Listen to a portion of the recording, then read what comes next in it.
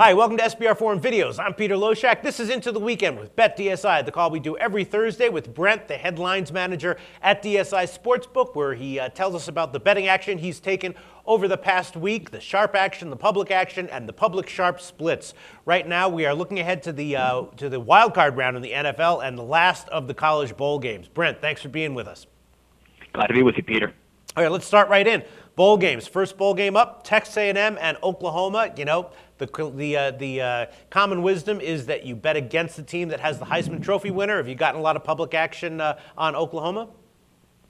No, actually, our account actually favors Texas A&M. We got more money there. It's about 2-1 in favor of them. The money's about 1.5 times, almost 2 times in favor of Texas A&M as well.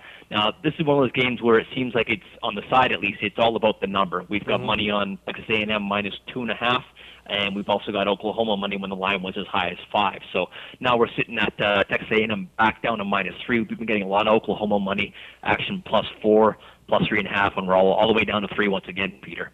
Okay, so the sharps are basically split on this one then. The split on this one, it seems like it's all about that number.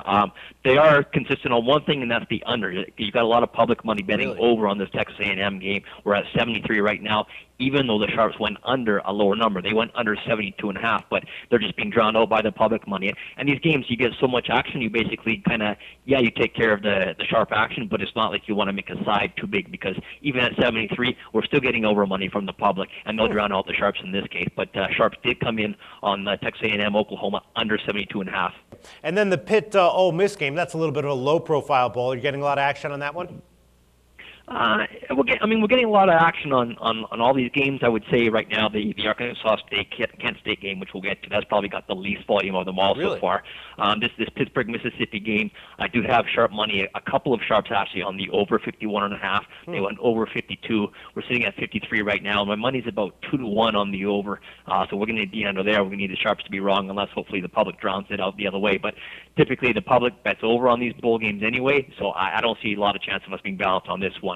On the side, not a whole lot going on right now. We've got the count and the money's about 2-1 in favor of Mississippi, but that's at plus 3.5. Most of it's starting to come on Pittsburgh. The money we got on it, Mississippi, was people buying it like minus 3, minus 20. Just a whole lot of volume. Okay, and then let's talk about that Kent State game, because I looked at that game and I would have guessed that you would have gotten a sharp action, pretty significant sharp action on Kent State.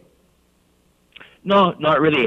So far, basically, it's just been a volume on Arkansas State when we're most of it was 3 minus 20, and we're getting money now on Kent State plus 4. But the count slightly favors Arkansas State, and our money's basically even, maybe slightly favors Kent State right now. We've got a little bit more public money on the over, which is typical, and kind of what we'll call a pseudo sharp on the under 61.5 on that one. Okay, and then let's just talk about the BCS Championship game. That line has gone up since opening. I think it opened at 7.5. Now it's up to 10. What caused that movement? Well, we're sitting at 9.5 right now, Peter, and it's interesting because the sharps did come in on Alabama. Most of it was like at 8.5 and 9, but we're up to 9.5 right now. There actually is more money in the count, and the money slightly favors Notre Dame, but it's not a big discrepancy there. So we're sticking basically with the sharps, sitting at 9.5 right now. The sharps come in on the under on this total. Really, the sharps came in on the under 41, and is the public betting the over, or are they tailing the sharps on the under? The count's about even on the over on the under, so it's not really. I mean, some of the public have come in, but the money's still about 2-1 in favor of the under, because it's sharp guys betting a higher dollar volume. It's tough. I mean, you look at a game like this. I mean, both these teams can score points, but a total of 41 is just like, for me in a college football game, wow, it seems tough to go under a game like that. But the sharps did, so we're going to stick with them. So with a game like this, the highest profile game of the year, when you get early sharp action on a total like that, is that usually where the sharps wind up being up until kickoff, or do you find that you sometimes get, on game day, heavy sharp action coming in on the other side? Well, as the case usually with the sharps, it's all about the number. We're down to 40 right now, which I thought would attract some money on the over, but it hasn't yet. I mean, if we go below 40, I'm sure the sharps will come in and go over something like 39.5, seeing as though they went under 41 and 40.5. But I don't see anything other than a line move attracting any money on the over. Wow! So even when it went to 40, you still didn't get any sharp action coming back on the over. That's to me, that's very telling. Yep, it is to us too. Okay, and is there any way, talking to you now, that you can anticipate what kind of action you're going to likely to get, on game day with this? Well, honestly, it's almost like the Super Bowl. I mean, anyone and right. everyone plays it. So we've already got a ton of action, and it'll just keep on coming in. Okay, now let's move on to the wild card games in the NFL. Start with Cincinnati-Houston. That's kind of an interesting one. Houston has bad momentum going into the wild card game. Cincinnati has good momentum. I'm curious if there's any sharp action you've taken on that one. Our count does favor Houston slightly, as does our money. Most of the money came in pretty much at -4. We took some money on Cincinnati +5, but right now at +4.5, we are getting more Cincinnati money, so that chart should even out pretty soon. In terms of sharps, they're just really not involved in this game too much. Okay, and then Minnesota-Green Bay, of course, whenever you have a team that won last week and then plays again, I would assume that the public's going to come in on the side of the team that won last week, but Green Bay, big favorite and usually a public-backed team, so I can't really guess where the public action probably came in on this one. Yeah, they're still betting Green Bay, Peter. The money's about 2-1 in their favor, and the count as well. We've got a lot of people buying Green Bay down to 7, just kind of sit on the push if they happen to win by 7.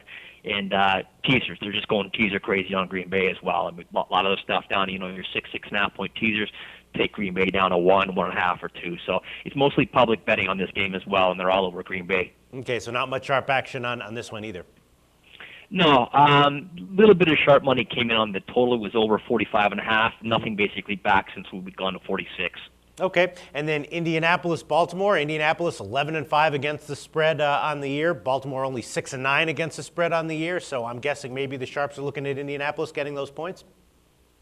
We've got a split there too as well, depending on what the number was. The sharps were taking Indianapolis when it was +7, and when they could lay Baltimore -6.5 and just lay a little like -120, the sharps were betting that as well. So we're kind of split there. But we've got sharps on both sides of this game, and the count is pretty close. The money's very close. Right now we don't really need anyone on this one, Peter. The public is betting the over. They bet over 46.5. So right now it's mostly public money pushing the over to the 47 where we are right now. Okay, and then the most interesting game to me, Seattle, Washington, both of these teams, rookie quarterbacks come in with huge momentum. I'm guessing that you had very little sharp action, and the little sharp action that you did have on this game is split. Yeah, you're exactly right. I mean, we had, even on the money line, I have sharp guys laying Seattle -150. Excuse me, I have guys taking Washington +130. I mean, they're just split across the board. And you're right, this is like really, really interesting game. And I'm surprised that Seattle's favored by what they are. Right now we have them -3 even money on the road. But you did, nevertheless, get a little bit of sharp action on Seattle at this number. Yeah, and even the money line laying the -150. But again, we had sharp money taking the +130, so that's why we're still -150 on the money line. And on the side, they're basically split both ways. The sharper stuff on Seattle did come when it was -2, -2.5, and the sharp stuff, of course, on Washington is where we are now with the +3. Okay, and I'm guessing that the public action in this game is just very big volume and split. Yeah, it's all about volume on this game as well. And again, like I said, it's a really attractive game between these two teams. Who would have thunk it when we started the season, though, Peter? Yeah, not me. All right, well, I guess that just about does it. Thanks so much once again, Brent from BetDSI, for all this great information, and we'll talk to you again next week.